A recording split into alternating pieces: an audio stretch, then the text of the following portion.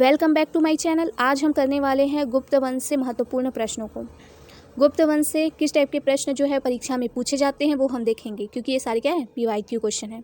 इसीलिए क्वेश्चन को बड़े ध्यान से पढ़ना और क्वेश्चन में दिए गए ऑप्शन को भी क्या करना है, ध्यान देना है कि किस टाइप के हैं, किनके बारे में पूछा गया, ऑप्शन भी किनके बारे में है, ताकि आपको ये पता चले कि आगे किस टॉपिक पे क्वेश्चन बन सकते हैं। तो इससे पहले चैनल को सब्सक्राइब कर लेना और वीडियो पसंद आए तो लाइक ज़रूर करना।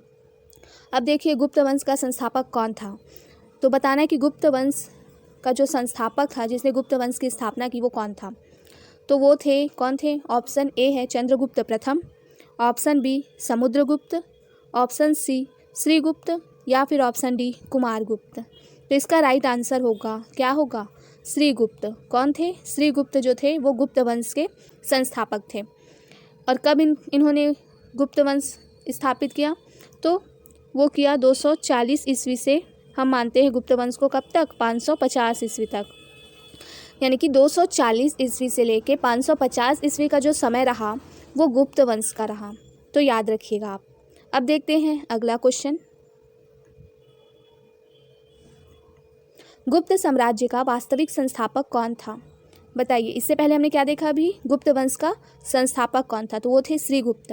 अब आपको बताना है कि वास्तविक संस्थापक कौन था। ऑप्शन ए है चंद्रगुप्त प्रथम, option B Samudragupta, option C Skandagupta या फिर ऑप्शन डी रामगुप्त। तो इसका राइट आंसर होगा, क्या होगा, चंद्रगुप्त प्रथम। क्या होगा, चंद्रगुप्त प्रथम। क्योंकि गुप्त वंश का जो प्रथम शक्तिशाली जो शासक हुआ वो कौन हुआ, चंद्रगुप्त प्रथम हुआ। इसीलिए इन्हें वास्तविक संस्थापक के नाम से जाना जाता है। इनके अगर टाइम पीरियड की बात की जाए तो इनका टाइम पीरियड कब से कब तक रहा, 319 ईस्वी से लेके 335 ईस्वी तक का इनका टाइम पीरियड माना जाता है। तो याद रखिएगा। और इन्होंने गुप्त साम्राज्य की जो नींव थी उसको और भी मजबूत की, इसीलिए इन्हें क्या कहा जाता है, वास्तविक संस्थापक माना जाता है। अब चलते हैं अगले क्वेश्चन की ओर। अगला क्वेश्चन है हमारा, गुप्त साम्राज्य की राजधानी कहाँ थी। देखो, कोई भी टॉपिक आप पूछो, मतलब पढ़ लो, उसमें आपको ये देखना होगा कि उस वंश की स्थापना किसने की, उस वंश की स्थापना हुई तो राजधानी कौन सी थी। और वही क्वेश्चन जो है वो एग्जाम में आते हैं। तो इसमें भी वही पूछा गया है कि गुप्त साम्राज्य की राजधानी कहाँ थी। आपको बताना है कि गुप्त साम्राज्य की राजधानी कहाँ थी। तो इसका राइट आंसर होगा, क्या होगा, पाटलिपुत्र। क्या होगा, पाटलिपुत्र। अब देखिए, इसमें 4 ऑप्शन दिए हुए हैं। उज्जैन है, कन्नौज है और क्या है, पाटलीग्राम है। तो आपको ये देखना चाहिए इसमें कि उज्जैन जो थी वो किसकी राजधानी थी, किस वंश ने अपनी राजधानी उज्जैन बनाई थी। कन्नौज जो थी वो किसकी राजधानी रही, किस वंश ने कन्नौज को अपनी राजधानी बनाई। तो इस टाइप के जो प्रश्न है वो पूछे जाते हैं। तो इसलिए पीवाईक्यू हमको क्या करना चाहिए, ध्यान से पढ़ना चाहिए। अब देखते हैं अगला प्रश्न। देखिए, किस गुप्त शासक ने लिच्छवी राजकुमारी कुमार देवी से विवाह किया था। बताइए, किस गुप्त शासक ने लिच्छवी राजकुमारी कुमार देवी से विवाह किया था। ऑप्शन ए है चंद्रगुप्त प्रथम, option B Samudragupta, option C Kumaragupta या फिर ऑप्शन डी चंद्रगुप्त द्वितीय। तो इसका राइट आंसर होगा, कौन होगा, प्रथम शक्तिशाली शासक कौन थे, चंद्रगुप्त प्रथम। और इन्होंने ही लिच्छवी राजकुमारी कुमार देवी से विवाह किया था, याद रखिएगा। और इस विवाह से गुप्तों की जो राजनीतिक स्थिति थी वो और भी मजबूत हुई, याद रखिएगा। इम्पॉर्टेंट क्वेश्चन है। अब देखते हैं अगला प्रश्न। गुप्त साम्राज्य का नेपोलियन किसे कहा जाता है। बताइए, गुप्त साम्राज्य का नेपोलियन किसे कहा जाता है। तो इसका राइट आंसर होगा, क्या होगा, समुद्रगुप्त को। किसे कहा जाता है, समुद्रगुप्त को गुप्त साम्राज्य का नेपोलियन कहा जाता है। वी स्मिथ ने समुद्रगुप्त को उनकी अपार विजय के कारण क्या कहा था, भारत का नेपोलियन कहा था। तो ये भी याद रखिएगा कि समुद्रगुप्त को भारत का नेपोलियन किसने कहा है, वी स्मिथ ने कहा है। किसने कहा है, वी स्मिथ ने। किसने कहा है, स्मिथ ने, वी स्मिथ ने कहा है। क्यों कहा है, उनकी अपार विजय के कारण, क्योंकि उन्होंने कई क्षेत्रों में विजय प्राप्त की थी, इसीलिए। अब देखिए अगला प्रश्न क्या है। प्रयाग प्रशस्ति जो इलाहाबाद स्तंभ लेख है वो किसकी उपलब्धियों का वर्णन करता है। बताइए, प्रयाग प्रशस्ति किसकी उपलब्धियों का वर्णन करता है। तो इसका राइट आंसर होगा, क्या होगा, समुद्रगुप्त।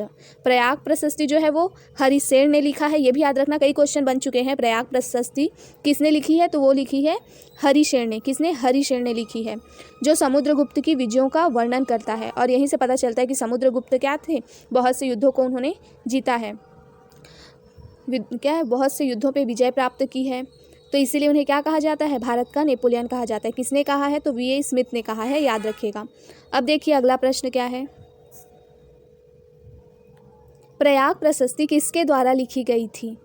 अभी मैंने थोड़ी देर पहले बताया कि प्रयाग प्रशस्ति किसके द्वारा लिखी गई थी, वो लिखी गई थी हरिसेन के द्वारा।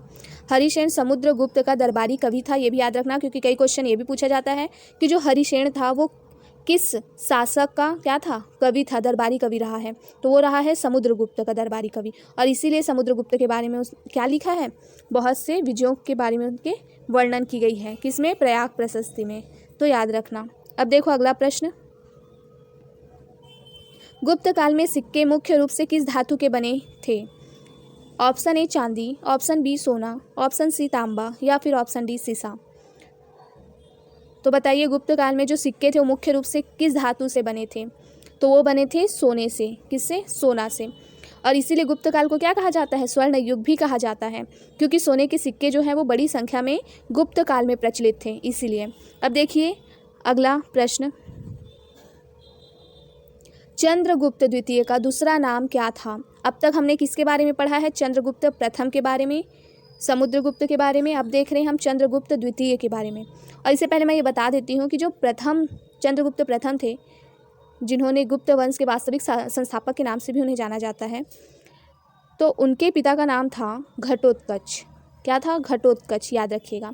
अब हम आ गए हैं चंद्रगुप्त द्वितीय के का नाम क्या था वो जानते हैं। तो ऑप्शन ए है Vikramaditya, option B Skandagupta, option C Samudragupta, या फिर ऑप्शन डी रामगुप्त। तो इसका राइट आंसर होगा, क्या होगा, विक्रमादित्य। चंद्रगुप्त द्वितीय का दूसरा नाम था विक्रमादित्य। तो याद रखिएगा, ये क्वेश्चन भी आ सकते हैं कि विक्रमादित्य किसे कहा जाता था, तो वो कहा जाता था चंद्रगुप्त द्वितीय को। अब देखिए अगला प्रश्न, नवरत्न किसके दरबार में थे। अब आपको बताना है कि जो नवरत्न थे गुप्त काल में वो किसके दरबार में थे। Option A Samudragupta, option C Chandragupta द्वितीय, ऑप्शन सी कुमारगुप्त, या फिर ऑप्शन डी स्कंदगुप्त। तो इसका राइट आंसर होगा चंद्रगुप्त द्वितीय। तो याद रखना, चंद्रगुप्त द्वितीय हो या विक्रमादित्य हो, दोनों ही आंसर क्या होंगे, सही होंगे। अब देखते हैं अगला प्रश्न, गुप्त काल को किस नाम से जाना जाता है, बताइए। तो इसका राइट आंसर होगा स्वर्ण युग। बहुत ही इजी क्वेश्चन है ये। और स्वर्ण युग इसलिए, देखो सिर्फ ये कहे कि सोने के सिक्के जो हैं वो बहुत बड़ी मात्रा में प्रचलित थे इसलिए स्वर्ण युग कहा जाता है, तो ऐसा नहीं है। इस काल में हमें साहित्य, कला और विज्ञान की उन्नति भी देखने को मिलती है, जिसके कारण भी इसे क्या कहा जा सकता है, गुप्त काल को स्वर्ण युग कहा जाता है। तो याद रखिएगा, इस काल में साहित्य, कला, विज्ञान की भी उन्नति हुई, जिस कारण इसे स्वर्ण युग कहा जाता है। क्योंकि कई बार मेंस में भी ये क्वेश्चन बनते हैं कि गुप्त काल को स्वर्ण युग क्यों कहा जाता है। तो आपको केवल ये नहीं बताना है कि सोने के सिक्के जो थे वो बहुत बड़ी मात्रा में प्रचलित थे, ये भी बताना है कि साहित्य, कला, विज्ञान, ये सब की उन्नति जो है वो गुप्त काल में ही ज़्यादा देखने को मिलती है। अब चलते हैं अगले प्रश्न की ओर। अजंता गुफाएं किस काल से संबंधित हैं, बताइए। अजंता गुफाएं किस काल से संबंधित हैं। तो इसका राइट आंसर होगा, सिंपल सी बात है, अभी तो गुप्त काल पढ़ रहे हैं तो आंसर भी गुप्त काल आएगा, लेकिन जब ये क्वेश्चन एग्जाम में देखेंगे तो थोड़ा कन्फ्यूज़न होगा। इसलिए याद रखिएगा कि जो अजंता गुफाएं हैं वो गुप्त काल से संबंधित हैं। और गुप्त काल में जो अजंता गुफाएं हैं वो बौद्ध चित्रकला का विकास इसमें हुआ है। तो याद रखिएगा कि गुप्त काल में जो अजंता गुफाएं हैं उन गुफाओं में बुद्ध चित्रकला का विकास हुआ। अब देखते हैं अगला प्रश्न क्या है।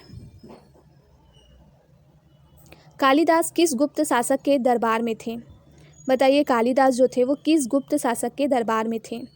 तो इसका राइट आंसर होगा, क्या होगा, चंद्रगुप्त द्वितीय, जिसको विक्रमादित्य भी कहा जाता है। तो कालिदास जो है वो विक्रमादित्य के दरबारी कवि थे, या कहे चंद्रगुप्त द्वितीय के दरबारी कवि थे। अब देखिए अगला प्रश्न, प्रयाग प्रशस्ति किस लिपि में लिखी गई है।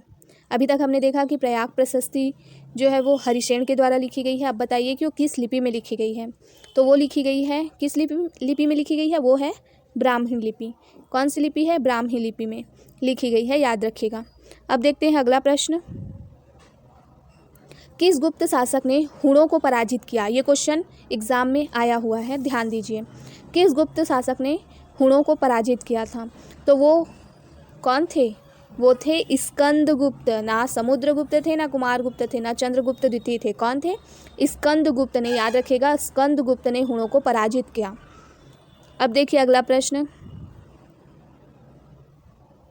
गुप्त काल का प्रमुख धातु कौन था? तो गुप्त काल में जो प्रमुख धातु था वो सोना था, इसलिए इसे स्वर्णयुग सोने के सिक्के प्रचलन की वजह से भी बोला जाता है। तो ये क्या थी?